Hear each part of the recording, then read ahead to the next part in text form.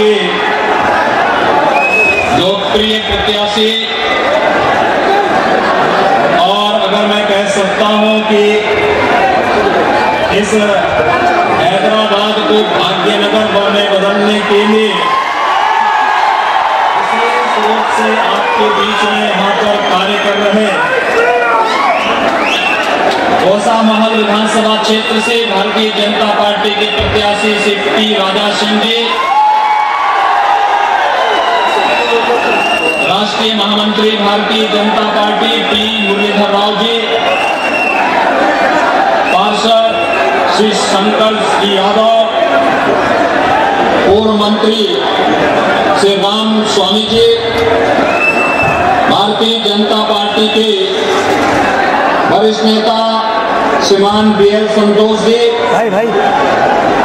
मंच संचालक ठाकुर रवि सिंह जी और आज के इस कार्यक्रम में उपस्थित भारतीय जनता पार्टी के सभी पदाधिकारी उपस्थित भाइयों बहनों,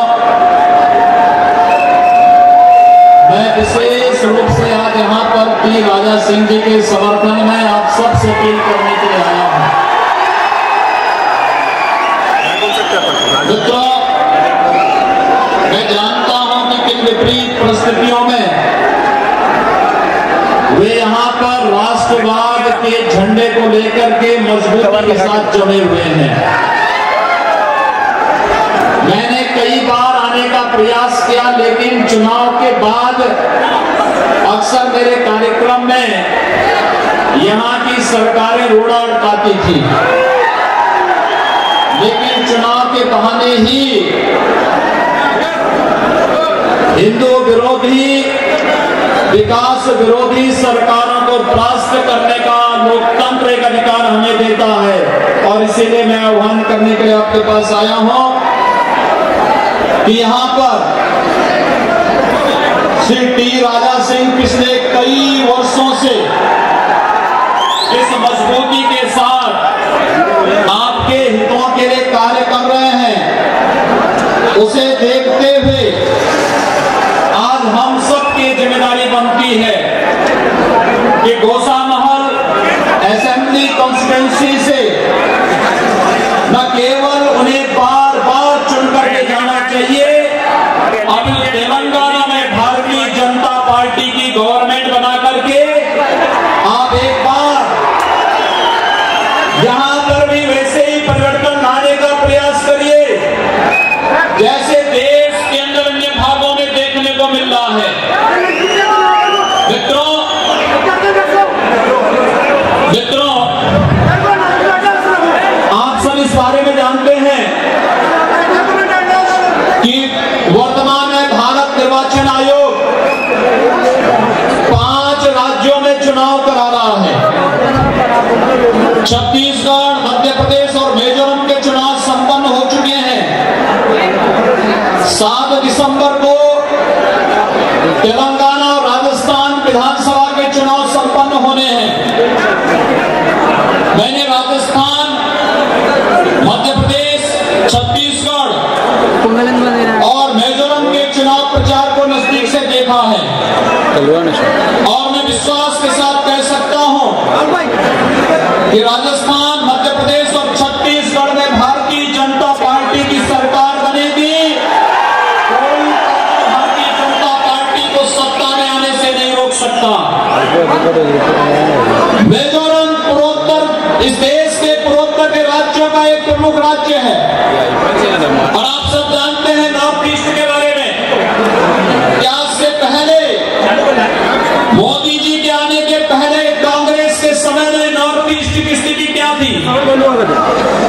जहां पर देश के शेष नागरिकों को तेलंगाना, आंध्र प्रदेश, बिहार, उत्तर प्रदेश, मध्य प्रदेश, राजस्थान, छत्तीसगढ़ या अन्य क्षेत्रों के लोगों को अगर कभी नॉर्थ ईस्ट का दौरा करना पड़ता था, कांग्रेस ने वहां पर परमिट सिस्टम लागू किया था। बिना परमिट के कोई नहीं जा सकता था। लेकिन उस नॉर्थ ईस्ट में भी भारतीय जनता पार्टी का कमल खिला रहा है।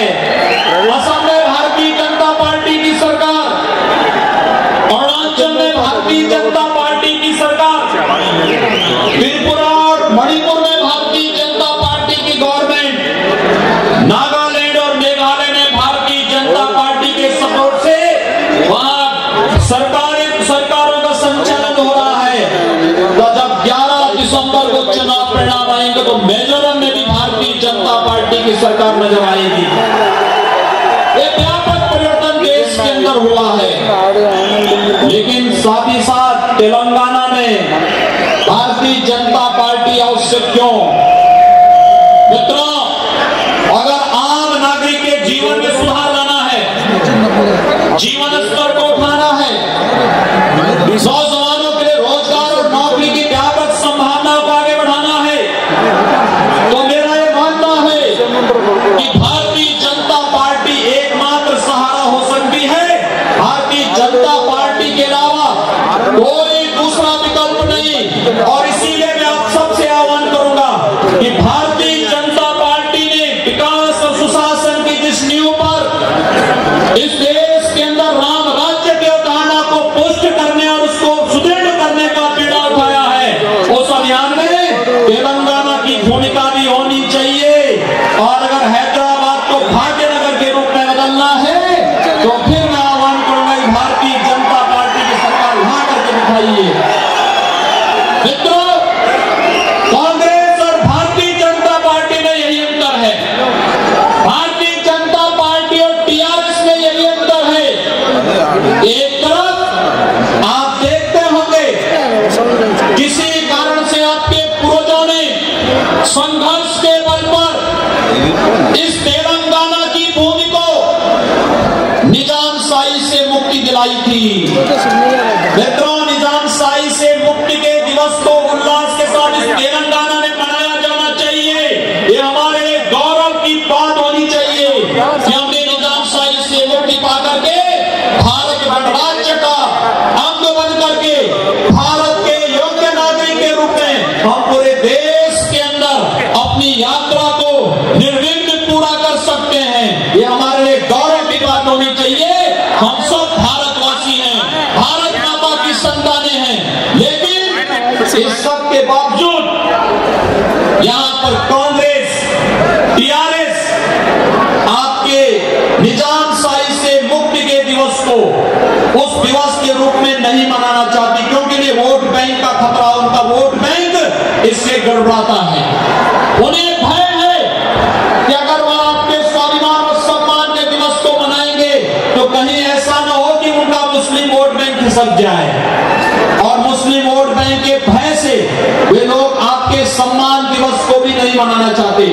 लेकिन भारतीय जनता पार्टी आपको इस बात के लिए आश्वस्त करती है कि जैसे भारतीय जनता पार्टी ने देश के वर्तमान गणराज्य के शिल्पी सरदार वल्लभ भाई पटेल का देश और दुनिया का सबसे बड़ा स्मारक सरदार सरोवर के तट पर बनाने का कार्य किया है, उसी तर्ज पर निजामशाही से मुक्ति का अभियान का कार्यक्रम और उस दिवस को मनाने का कार्यक्रम यहाँ पर होना चाहिए। यह भारतीय जनता पार्टी का संकल्प है और इस संकल्प को आगे बढ़ाने के लिए आज हम सब आपके पास आए हैं। अगर ये मुस्लिम तुष्टीकरण नहीं होती तो मित्रों, देश के अंदर कहीं भी कोई आतंकी घटना घटित होती है, उसके तार इस हैदराबाद से जुड़ते हुए नहीं दिखाई देते। कौन लोग हैं जो आईएसआई के साथ, आईएसआईएस के साथ या फिर उन आतंकी संगठनों के साथ अपने रिश्ते जोड़ने का कार्य करते हैं, जो भारत की सुरक्षा के साथ खिलवाड़ कर रहे हैं। और आज हम सबको तय करना होगा, यह देश भारत की सुरक्षा के प्रति प्रतिबद्ध नौजवानों के बल पर चलेगा या फिर आतंकवाद, नक्सलवाद या किसी भी प्रकार के अपराध का समर्थन करने वाले कांग्रेस, टीडीपी और टीआरएस की उन मुस्लिम तुष्टीकरण भरे उन कार्यक्रमों के आधार पर जो इस देश को विभाजन के कगार पर ले जाने की दृष्टि से एक षड्यंत्रकारी प्रयास किए जा रहे हैं। और आज इसीलिए हम सब आपके पास आए आपसे कहने के लिए, ये चुनाव केवल सत्ता परिवर्तन का चुनाव नहीं है। ये चुनाव हमारे लिए आने वाली पीढ़ी के भविष्य को उज्जवल बनाने का चुनाव है, भारत की सुरक्षा को सुदृढ़ करने का प्रयास है। आप याद करिए, कांग्रेस और भारतीय जनता पार्टी में अंतर क्या है। कांग्रेस के समय में इन पाकिस्तान प्रस्त आतंकवादियों को कांग्रेस के समय में बिरयानी खिलाया जाता था, और भारतीय जनता पार्टी की सरकार आई है, हम एक एक पाकिस्तान प्रस्त आतंकवादियों को ठोक करके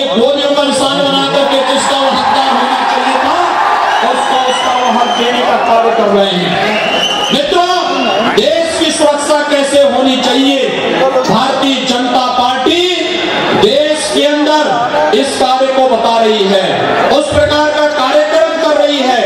इस देश के अंदर कल्याणकारी योजनाओं का लाभ बिना भेदभाव के प्रत्येक नागरिक तक कैसे मिलनी चाहिए, यह कार्य भारतीय जनता पार्टी पूरे देश के अंदर कर रही है। आपने देखा होगा 4 वर्ष में मोदी जी ने 2 करोड़ परिवारों को आवास दिलाए, 4 करोड़ परिवारों को निःशुल्क विद्युत कनेक्शन उपलब्ध कराए, 8 करोड़ महिलाओं को उन्होंने रसोई गैस के LPG के निःशुल्क कनेक्शन उपलब्ध कराए और 12 करोड़ परिवारों को जिनके पास अपना टॉयलेट नहीं था, एक टॉयलेट उपलब्ध कराने का कार्य भारतीय जनता पार्टी की सरकार ने किया। मित्रों, इस देश के अंदर 60 करोड़ लोगों को 60 करोड़ लोगों को 5 लाख रुपए का आयुष्मान भारत में स्वास्थ्य बीमा की गारंटी देने का कार्य किसी ने किया है तो केंद्र में मोदी जी के नेतृत्व की भारतीय जनता पार्टी की सरकार ने किया है। कांग्रेस, टीडीपी और टीआरएस से पूछ लीजिए, आखिर ये कार्य वे भी कर सकते थे। टीआरएस कांग्रेस का सहयोगी दल केंद्र में यूपीए गवर्नमेंट में रहा है। टीडीपी आंध्र प्रदेश में कई बार शासन की है। कांग्रेस को देश और प्रदेश में कई बार शासन करने का अवसर प्राप्त हुआ है, लेकिन इनको कभी भी इन मुद्दों पर कार्य करने की इन्होंने जरूरत महसूस नहीं की। जैसे भारतीय जनता पार्टी ने विकास की योजनाओं को किसी व्यक्ति, किसी जाति, किसी मत, किसी मजहब के आधार पर नहीं, इस देश के नागरिकों के लिए, चाहे वह कोई भी हो, अगर वह उसका पात्रता रखता है, हमने योजना का लाभ उस तक पहुंचाने का कार्य किया। लेकिन कांग्रेस के समय में ऐसा नहीं होता था, टीआरएस के समय ऐसा नहीं होता था और ये लोग उसी तर्ज पर आज कार्य कर रहे हैं। आपने देखा होगा डॉक्टर मनमोहन सिंह जी प्रधानमंत्री थे, प्रधानमंत्री के रूप में उनका वक्तव्य आया था कि देश के संसाधनों पर पहला अधिकार इस देश के मुसलमानों का है। मित्रों, मैं आपसे पूछना चाहता हूं कि अगर देश के संसाधनों पर मुसलमानों का पहला अधिकार है, इस देश का गरीब कहां जाएगा? इस देश का अनुसूचित जाति, जनजाति, पिछड़ी जाति का नागरिक कहां जाएगा? इस देश का सामान्य नागरिक कहां जाएगा? कांग्रेस तुष्टीकरण पर खेल करके देश के हितों के साथ खिलवाड़ करना चाहती है। टीआरएस उसी पद पर कार्य कर रही है और उनके इलेक्शन मैनिफेस्टो में भी हम इस बात को देख सकते हैं कैसे उन्होंने विकास का जो अपना मॉडल प्रस्तुत किया है कि मुसलमानों के लिए अलग से हम बोर्ड बनाएंगे। लोकतंत्र में मत और मजहब के आधार पर विभाजन की रेखाएं देश के लिए अत्यंत खतरनाक हैं और इसीलिए आप सबको मैं संकल्प दिलाने के लिए आया हूं। मैं जानता हूं यहां पर आप सभी लोग अपने लोकप्रिय प्रत्याशी, अपने कर्मठ और जुझारू प्रत्याशी चिट्टी राजा सिंह के साथ में हैं, कोई संदेह नहीं। और मैं इसीलिए आपके माध्यम से पूरे तेलंगाना में एक संदेश देने के लिए आया हूं और संदेश हमारा एक ही होना चाहिए। मित्रों, वह संदेश होना चाहिए जिसे हम बजरंगी संदेश कहते हैं। बजरंगी संदेश जिसका कोई विकल्प नहीं। जब बजरंगबली हनुमान जी लंका माता सीता को ढूंढने के लिए जा रहे थे तो उन्होंने जब रामेश्वरम के तट से श्रीलंका की ओर छलांग लगाई तो बीच में मेनाक पर्वत खड़ा होता है। हनुमान जी से कुछ देर तक विश्राम करने के लिए आग्रह करता है।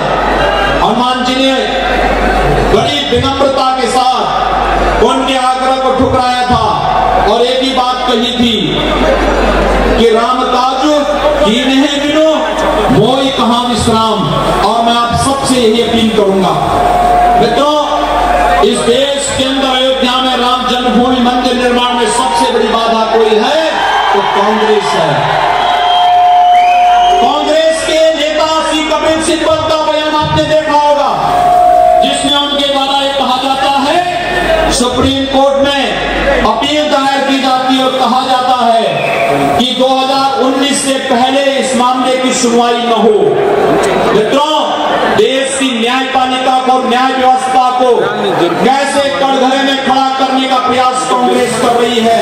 राम जन्मभूमि से संबंधित मामले नतीजे में आप देख सकते हैं। और इसीलिए मैं आप सबसे अपील करूंगा और अपील एक ही करूंगा, इतनी भारी संख्या में आप सामने हैं, इस ओर हैं, चारों ओर जहां भी मैं देख रहा हूं भारतीय जनता पार्टी के पक्ष में आप सभी लोग खड़े हैं। मैं आप सबसे अपील करूंगा, इतनी भारी संख्या अगर आपकी है, ये भारी संख्या आप सबकी अपने साथ 5-5 मतदाताओं को नए जोड़ लीजिए, 5-5 नए मतदाता अपने साथ जोड़िए और 7 दिसंबर को पहला कार्य भारतीय जनता पार्टी के सिंबल कमल निशान पर पहला वोट भारतीय जनता पार्टी के पक्ष में पोल करवाने के बाद हम अपना कोई दूसरा कार्य करेंगे।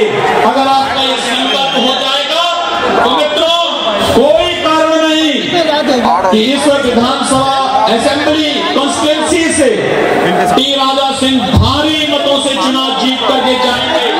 कांग्रेस, टीआरएस और अन्य दलों के प्रत्याशियों की जमानतें होंगी जब्त और तेलंगाना में भारतीय जनता पार्टी की लोकप्रिय सरकार बनेगी, जो सरकार आपके हितों को संरक्षण देने के लिए कार्य करेगी। और यही अपील करने के लिए आज हम सब आपके बीच आए हैं कि भारतीय जनता पार्टी आप सबसे अपील करती है। टी राजा सिंह ने यहाँ पर बहुत कार्य किया है, आपके हितों के लिए लगातार लड़ते रहे हैं और मेरा यह मानना है कि जो लोग यहाँ पर चुनौती देते हैं कि बगैर हमारे कोई सरकारें बनेंगी नहीं, और जो लोग इस बात को कहते हैं कि कोई भी सरकार बने लेकिन वे हमारे पास घुटने टेकेंगे, इन सबको निजाम की तर्ज पर भागने के लिए मजबूर होना पड़ेगा।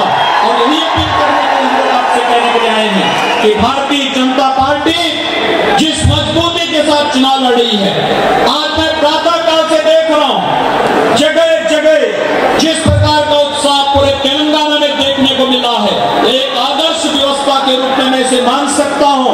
और मेरा पूरा विश्वास है भारतीय जनता पार्टी श्री टी राजा सिंह जी के नेतृत्व में गोसामहल असेंबली कॉन्स्टिट्यूंसी में भारी मतों से चुनाव जीत करके जाएंगे। इस विश्वास के साथ